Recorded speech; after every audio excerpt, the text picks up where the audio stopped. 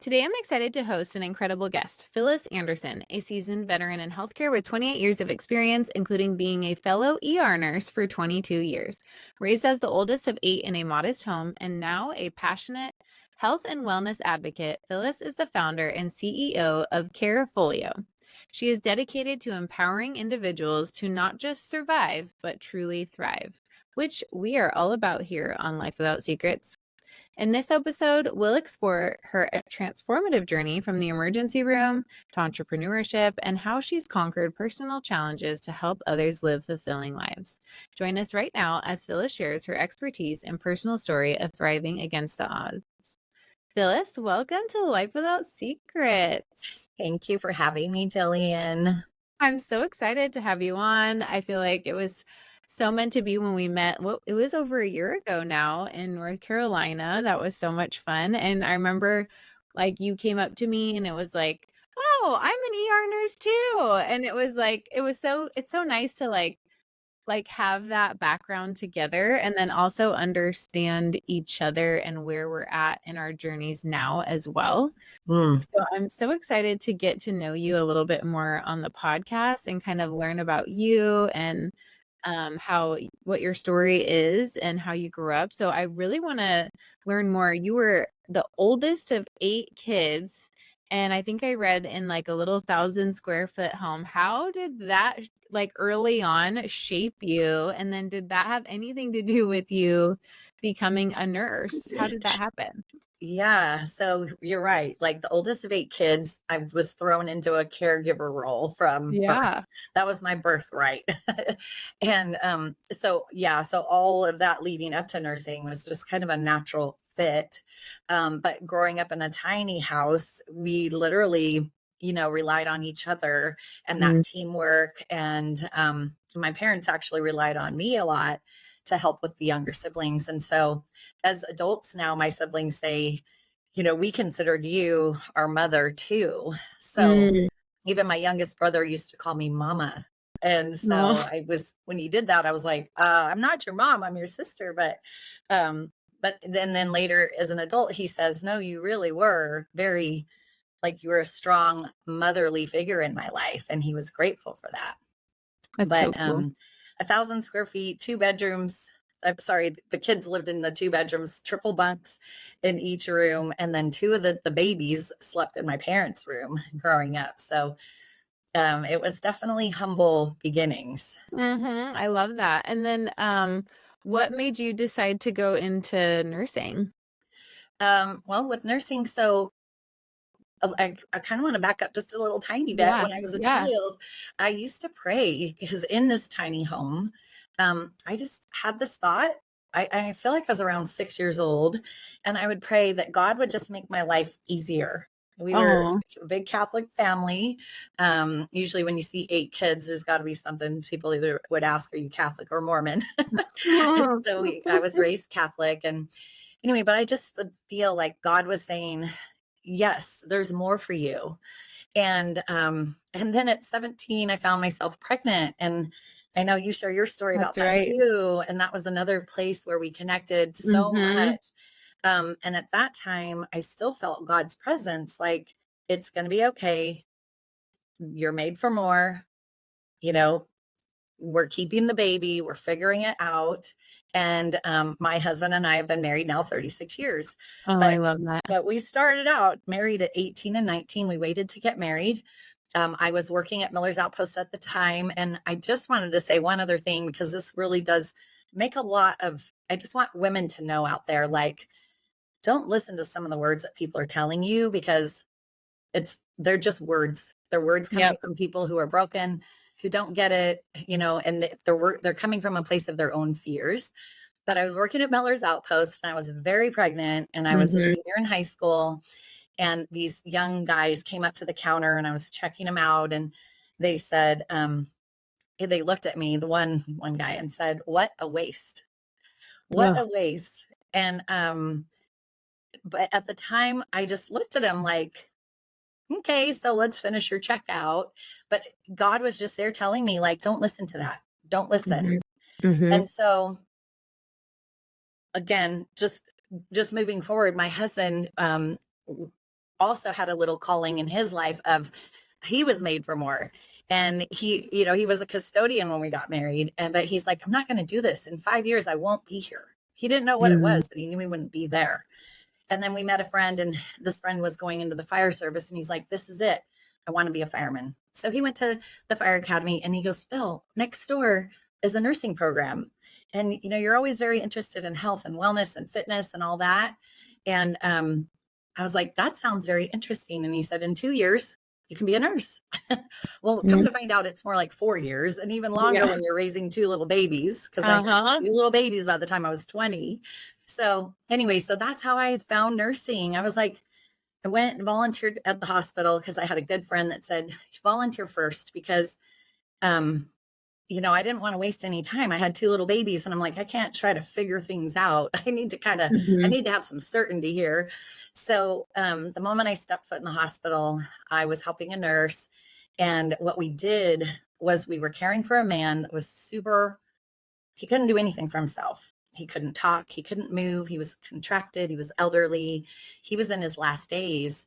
And when I saw him and what we had to do for him, I was like, I want to be that person. I want to be that person that guy anyone can rely on to give them dignified care when they need full trust in whoever's literally touching them and being with Mhm. them. So Mhm. that's when I got my calling. And then it was just a no brainer. It was just like the doors opened and I couldn't stop until, Yeah. I I got my think nursing degree. it just amazes me how much our stories align. Like, Oh, I mean, it's wild to me. And, you know, when I was in high school, like same situation, except for it was a teacher that was like, oh man, you had so much potential, and I just like, I think that, maybe that was the situation for us being a similar situation, being pregnant and having those, negative comments thrown at us to put us down to make us feel like we're just another statistic. But like, how many people are out there and they're trying to start something new, or maybe they like want to do something, but their friends or their family are like, no, they know you for this one thing that you do, right? Like, they now know you as this person. And so to step into something new, it feels like you have to not only go against what your comfort zone is, but you have to like really push through doors of other people and what they have pictured as what is you, right? Like they've identified us as this person. And so now we have to not only face our own fears, but like push through the barriers from other people. And, I think that that is so powerful, and I would love to hear, like, in that moment of your life, like, what was it that made you really push open your own door despite what people were saying about you? yeah. Well, as far as the nursing goes, too, I still felt like it's weird. I didn't feel satisfied. I felt Mhm, satisfied for a while, but then it got to a point where I'm like, I'm made for more than this, too. And mhm, I was like, Lord, what is it? What is it? Show me what it is. And finally, I was kind of starting to feel some things in my life had changed. I was 41, stopped having periods. 48, I was really like, I was past menopause, like you're mhm. considered post-menopausal at that point.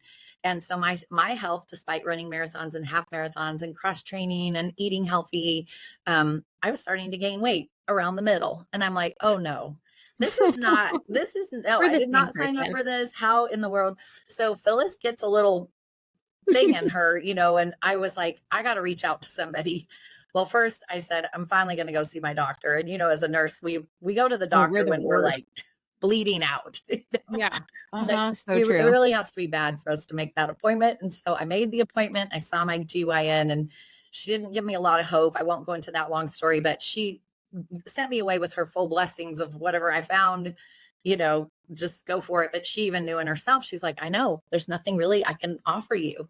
So I found my sister in law, who's also an ER nurse. I said, I need some help. I'm doing things and, it's not changing. She goes, no, you're doing everything right. But I just, she had just started this program through supplements. Well, I went and said, I don't even care. Just let me type in my computer. What's your website? I'm signing up. And within a week's time, my life started to change. And so there was this God given gift literally dropped into my lap. And I just decided, like, I felt again, I was like, ooh, there's something here. There is something here, and it's not the bow or the package ribboned up that I thought it would be.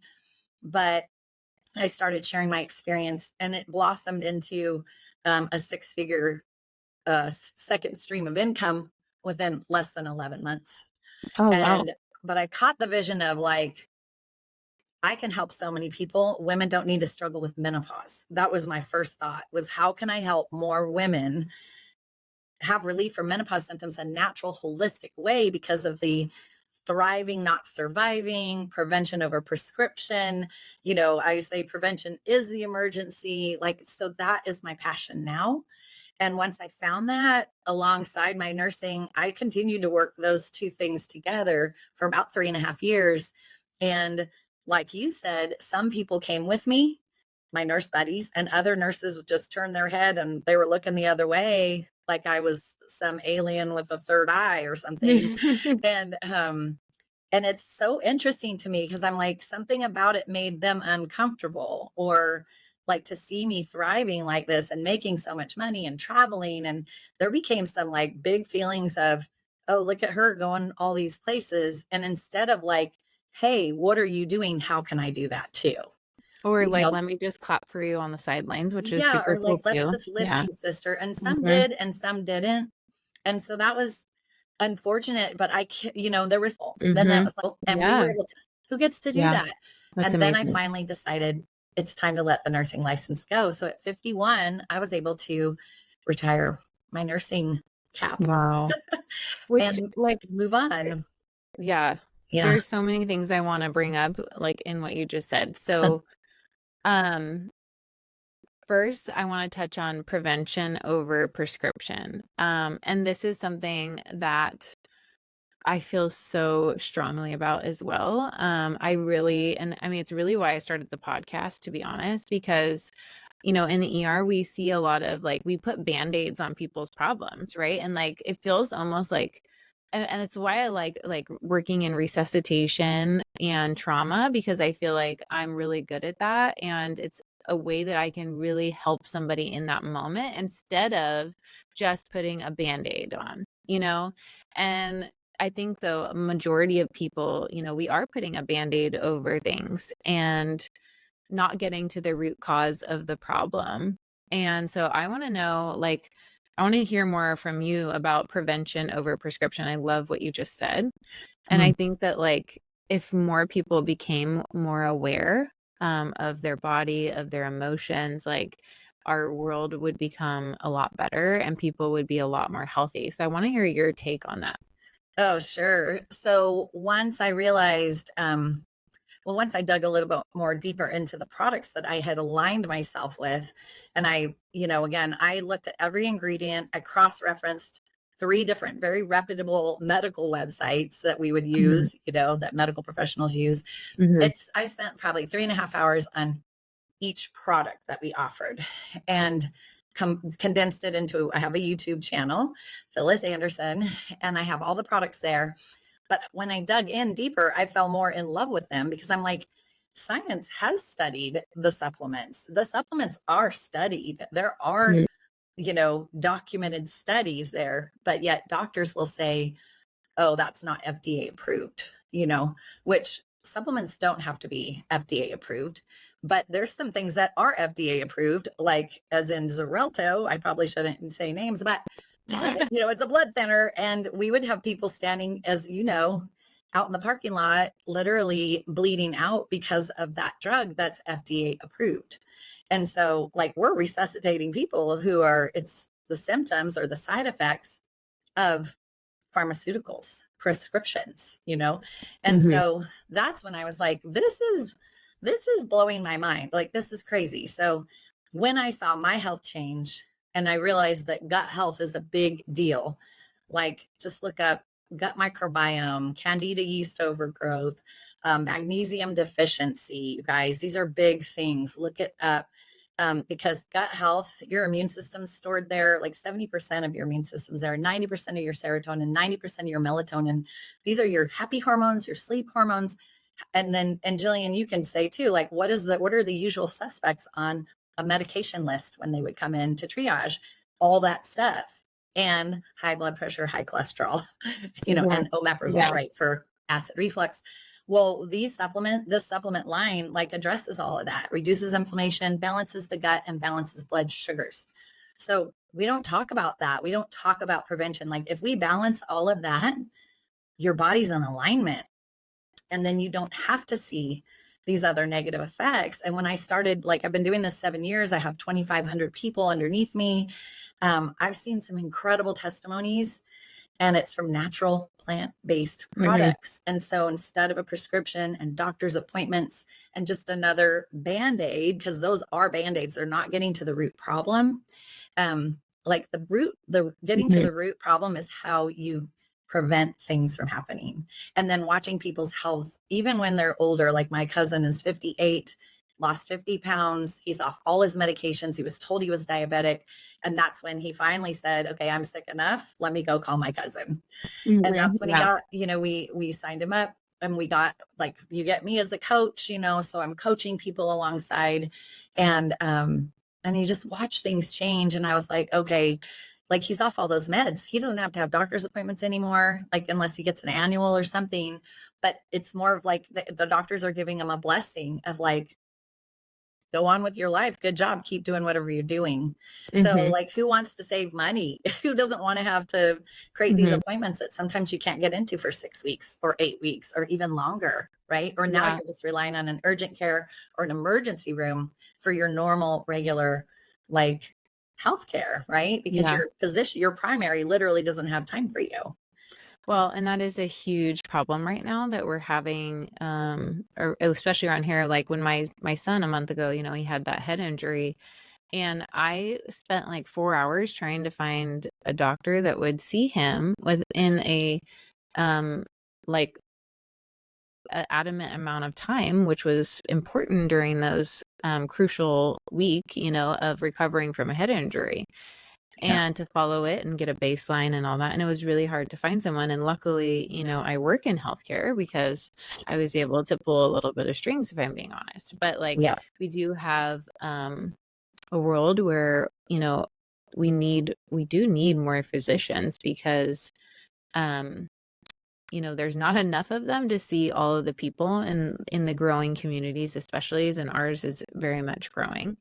Yeah. Um Same. but like, yeah, prevention is just so important and gut health is important. And I study emotions and Mm. how those affect the body. And so there's so many different ways that we need to look into before we just smack a band-aid on it. But that also requires people to be accountable for their own health, right? Yeah. And like you said, like us nurses, sometimes we can be the worst at um holding our own self accountable for what we know, right? Like even us, like we're not trying to come down on others for not maybe taking that, because I'm sure we've all been there. And like for me, right, it was like Yeah. I was good at being an ER nurse in the beginning because I was so used to putting others' needs before my own. And I was curious if that was something that you kind of experienced as well in your life, and then making the transition, how has that been for you? Or did you learn things while you were a nurse to not just survive in that arena as well, but also thrive? And then, how that led you to be open for other opportunities. Oh, yeah, this is a good one, and it took me a long time, so I appreciate you asking this. Yeah, my husband used to call me Fix It Phyllis. He probably still has that ready to go at any moment because I grew up fixing things. I was the oldest, of those Mhm. kids and helping them with all their problems. And so it really became so ingrained in my identity. And then also having my father, I didn't say this, but my father was an alcoholic growing up, and he stopped drinking when I was 16. But I got the younger years of him and his behaviors. And so, as a child of that, of an alcoholic, your eyes become wide and alert Mhm. to what is going on and what to expect and how can I fix it before it gets bad. So, it really enabled me to be an incredible triage nurse and ER Mhm. nurse Mhm. because I could see sick from the doorway and know here's the next steps, what to do. But so I was very outward focused. So here's where I'm going is Yeah. I could see you and I could see them and I could see her and I could see him. But I wasn't looking at Phyllis. Mhm. Like Mhm. my obsession was my disease. My Yeah. obsession with other people and helping them and fixing them was my disease. So Mhm. I had let's see, just through working with other people and the supplements and just having that experience of like, oh, they don't want to be fixed and it's okay. Everybody gets to be who they get to be. And then another program I found, I'm just going to give it a shout out, is Al Anon. Actually, for years, I was told, go to Al Anon. You should really go to Al Anon. And I was not going to do that. I'm like, everybody will know me. Everybody will know my family. I don't want to dishonor people. And I don't want them to know what's in my business. And Mhm. it's not that at all. So we all have these thoughts, right? And feelings. And I think it's just good for you to be vulnerable, open yourself up to opportunities, and just say yes to any type of personal growth, like being in rooms like you and I where we met, Mhm. working on ourselves. Like that's what Mhm. Al-Anon is, Mhm. coming to live at peace with ourselves and Mhm. others. And and finding serenity along the way. So once I found peace and serenity in my own life, I like guard that with everything because Yeah. everyone gets to be who they want to be, right? I can offer opportunities or we can offer opportunities for people, Mhm. and there's zero judgment attached. That's what I love. It's like you just let it go. Mhm. It's all okay. Yeah. Yes, I have opportunities, but maybe there's some other opportunities that I don't have or know about. I'm not here saying I know everything, but gosh, I've learned a lot along the way. And I just feel like if I could speak to my younger self, boy, would that have saved me some heartache along the way or just help me out. But I don't know. I believe in our journey is our journey and just here today to try to make a difference. That's all. Yeah. So you said you retired from nursing, and then you have also created something called a Carefolio, which my family is using as well. Can you tell listeners about the company you've started, Carefolio, and what that is, which I think is super cool. Thank you. So, yes, so look, I found another need, Mhm. and it was over five different family members and friends that when they were in a position of just like cancer journey, my grandparents were just aging. Actually, three friends, it was cancer. And I created an off the shelf just binder where we kept everything organized for them, and from doctor's appointments to symptom checking to just journaling things. We actually helped one of my friends. She was 43 when she passed away, and I was 42 at the time. And, we were managing her small children and life and Mm, house and everything. And so it was like 11 years later, I just kept getting that whisper again, that knowing of like, you got to make like this is something everyone could benefit from. And so that's when Carefolio was born. And really, it was a friend of mine. She had been diagnosed with melanoma. She said, I have got all these medications. I can't keep track of them. I heard you're working on this journal thing. Can you just give me the medication section? And I said, you know what? We are almost done. And I felt like, let's just turn up the heat on this sucker and get it finished so we can give it to my friend Gina. And mm, so we did. And I said, through her need to have something in front of her to quickly help her to keep track of things so that there's less mistakes, and just she was on a mission of like saving her own life. um we just got it done, and so she was the first person to have this mock journal in her hands. Sadly, 6 months later she did pass away, but mm, it just felt like it was something in a time that provided a resource for her family, her children, like whoever was coming in during that time, to know what was going on, who left off where, and what's to do next. And it has really like blossomed into so much more than just caring for someone in the home or at the bedside. It's like, do you have a special needs child, a fragile child? Like it runs the age spectrum from 0 to 120 or however long people are living these days.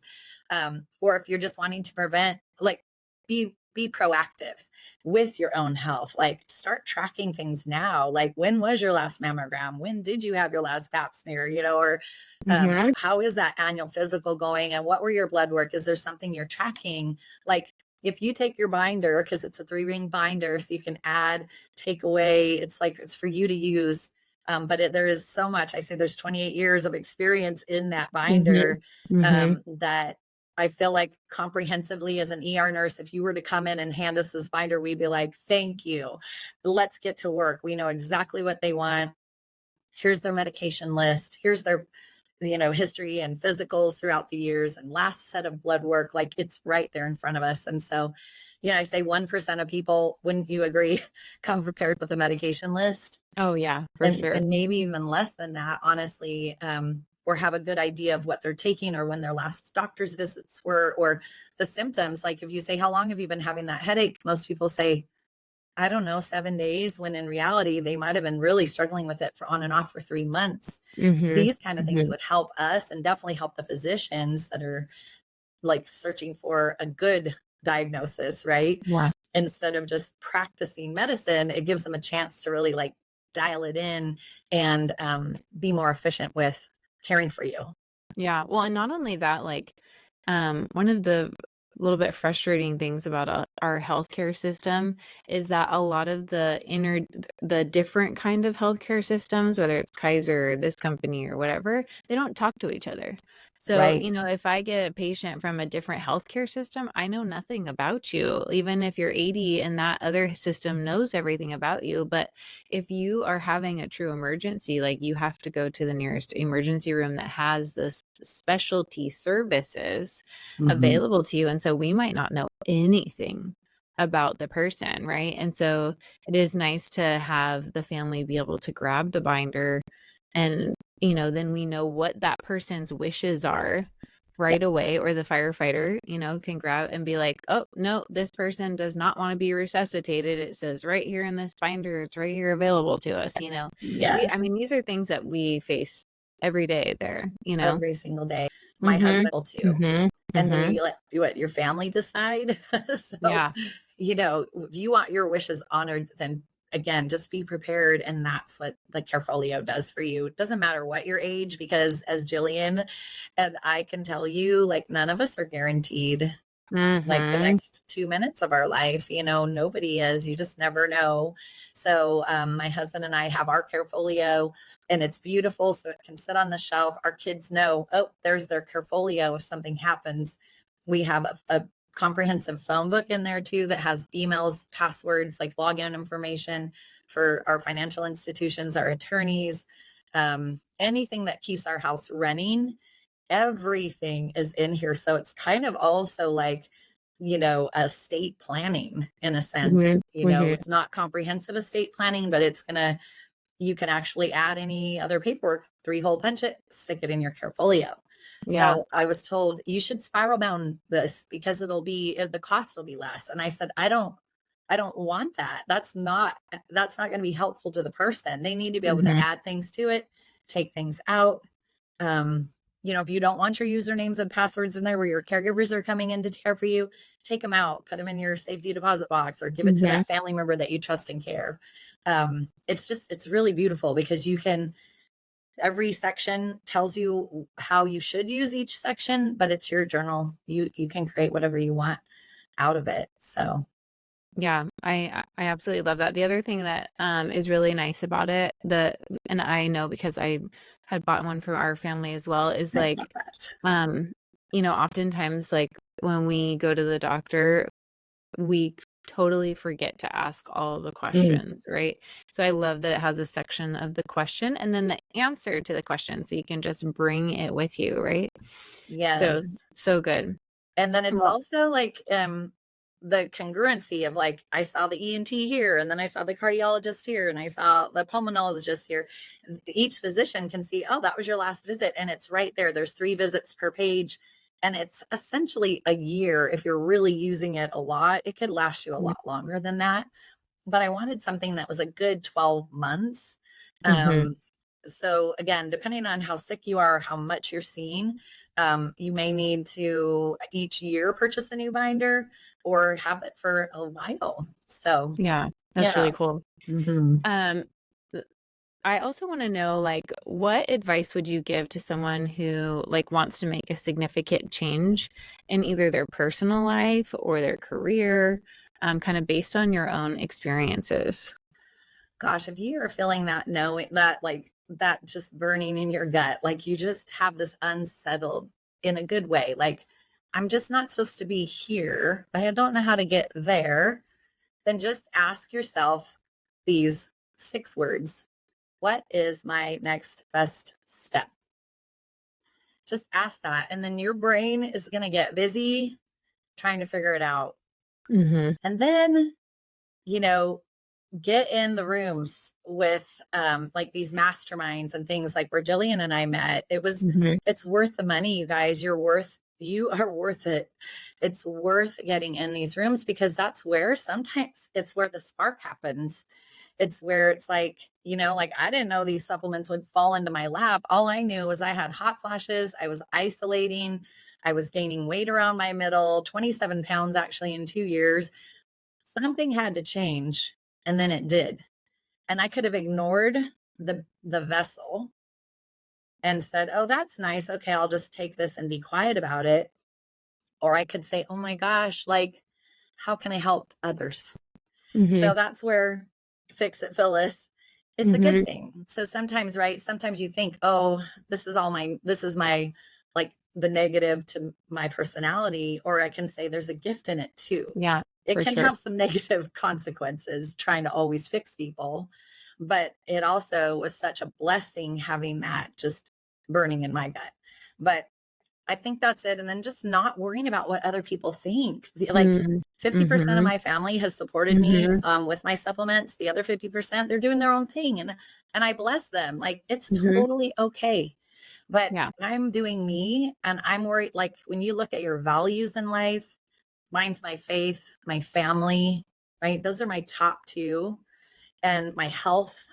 Okay. Mm-hmm. And just love. Like, I just want to be a beacon of love, because I think if you lead with love, you just also can't go wrong. Yeah. Well, and I also want to point out like what all of these things have in common, which is building a lot of self-awareness, right? Like whether it's taking supplements to be proactive about your health, like where am I in my health journey right now? And like what do I want to heal in my body? And like what are the things that I need to do that? And Yeah. then it's like, okay, your Carefolio, right? When we start writing down like everything about our health journey, like we start to become more aware of what that really looks like. And maybe like from that, we can question, like, is this how I want to be living? And can I do something else about it? And I think, these are important questions that I ask myself. And I see Phyllis, like, you're talking about the events that we go to and the masterminds. And like, this is all a lot of personal development work. And so, although you're, fix it Phyllis, right? Like you said, I think that like knowing you, like I also see that like you have a lot of self-awareness now. And I think that, when we are in nursing and we're giving and we're constantly depleting our energy levels for other people, right? Like we now get to be in environments where we get to fill our cup and now you get to solve people's problems, but from a place of like peace, right? And not Yes. a place of chaos or depletion or not understanding what Phyllis needs, right? Like you get to take care of you. That's what I'm hearing, right? Like through taking your supplements, through creating this beautiful Carefolio and like on this journey and like not listening to the opinions of others, like that's when we aren't listening to the opinions of others, it's not an accident. It's because we've done our own self work, Yes. right? Yeah, for sure. And there's always going to be the naysayers. Always going to be the naysayers. And some people may say, oh, she just like has this knack and she just got here like no problem. Let me just say, the Yeah. path is doesn't mean it's going to be easy, but you'll figure it out along the way. And there's been days where I'm like, feel like I'm hyperventilating and I have to just be like, but honey, everything's always worked out. And I just come back to that. It's like, you have to have these like anchor words or anchor thoughts or something that just pulls you back in to say, don't listen to those words. Like, in fact, when you get to know yourself more, you'll see you'll see the adversary, you'll see the negativity, you'll see that like coming at you with wide open eyes. And you could, Mhm. put your hand out as a big stop sign, like, nope, Mhm. stop, freeze, and take deep breaths, say those words. Daily affirmations are a big one. Mhm. Um, those kind of things. Yeah, but it's really like when I focus in on myself and what does Phyllis need, I fill my cup first, then it overflows to others. So it's not being selfish at all.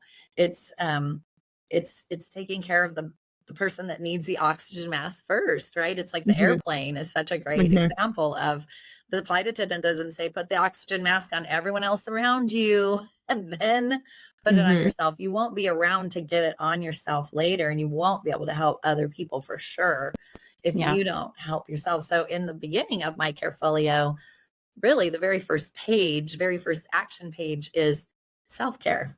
Mm. Because That's if the cool. caregiver isn't caring for themselves, and that may be you, maybe you're on a cancer journey, you're caring for yourself, you've got to still take good care of yourself.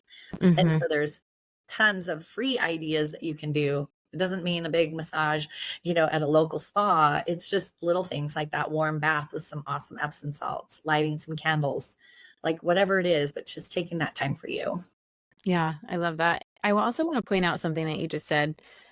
Everything always works out, Mm. right? And I think that that's a mindset that me and you probably feel really indulged in because of our similarities in the challenges that we faced, right? Like both of us were 17, pregnant. We're told that we weren't going to do something, but the power of our choice to do it anyway, to take that step forward. Like, I want to remind people like how powerful that is Mm. because those are the things that enable us today to say everything will work out, right? Because we took that leap of faith and we believed in ourselves and we worked really hard to get to that point. And so if you're really struggling, maybe that's a point for you to make a choice to keep going, to really choose that difficult path. And because on the other side of it, you're going to be saying, like Phyllis and I, everything always works out, Everything always works right? out. Like when we go through those hard times and you come out on the other side, that's where you develop that mindset, right? And Yeah. I say that when you said that, I was like, I say that all the time. Like, even like, being at this event and like, I was like, oh, I wonder what she's going to ask me up there on stage and stuff. And I'm like, you know what? I'm not going to Isn't stress it? about it because everything always works out and what's going to come is going to come and it's going to be what was meant to be, you know? Yes. And I think like that's part of learning to trust ourselves. Mhm. When we can go through those hard times and make the choices that are meant for us and that we know are good for us, even though they're so hard. Mhm. Like those Yeah. hard choices when we step into that and step on the platform, like those are the changing moments where we get to say, yeah, everything's gonna work out. Yeah, and I'm not sure if it's Coco Chanel. I've seen different this quote everywhere, but it's, Mhm. you ask yourself, "What if I fall?" Mhm. And then the answer to that is, "Oh, darling, but what if I fly?" Or what if you Yep. fly? So, so if you feel yourself, that self-doubt setting in, just ask yourself, "But what if?" What if Mhm. this is on the other side? It's kind of like you have to run through fire, but then on the other Mhm. side of fire is this incredible, like, let's just call it rainbows and unicorns or whatever you want to envision. But you're almost there. Like, don't stop before you Mhm. get there. It's like running a marathon. I've run 3 marathons in my life. If you ever want to like push yourself to the limits, like do something big like that, accomplish it. Because I don't care if you walk across that finish line. The fact that you walked across 26.2 miles is insane, and you need to Mhm. celebrate that. I don't care what your time is, but Yeah. if you quit at mile 19, that's not going to feel really great, like Yep. unless something happened and you were taken to the emergency room on a gurney, but Mhm. finish the race, you guys, finish the race. It's not going to be easy. Anything worth having is not easy because you're pushing yourself outside of what we know as our comfort zone, which I love at this mastermind we just attended. Um, is your comfort zone comfortable? Are you Mhm. really comfortable in that comfort zone? Or are you feeling that knowing, that nudge, that whisper that there's more? Start being Mhm. curious about it because your curiosity could be like an answer to just something really big, your next breakthrough. Yeah. Love that. So Yeah. I want to know, can you explain now today in your life, what does thriving, not just surviving, look like for Mm. you? Ooh, that's good. Yeah. Thriving is being happy right where I sit Mm, and not thinking about like just being happy with exactly what you have right here and right now. Because if you're not happy with what you have right here and right now, you're not going to be happy with the next thing that comes along. There's mm, always going to be something more, another carrot, another prize dangling. Just my thriving is just enjoying the journey. Like I even have a sticker on my computer that says enjoy the journey because at one point I mhm. wasn't. I was Yeah. like, oh, I made it to this top level rank in my company, but I can do more. Like I Mhm. wasn't even celebrating that second. You guys, I didn't Mm, celebrate it. I kind of got teary and I was like, but here's the next jump.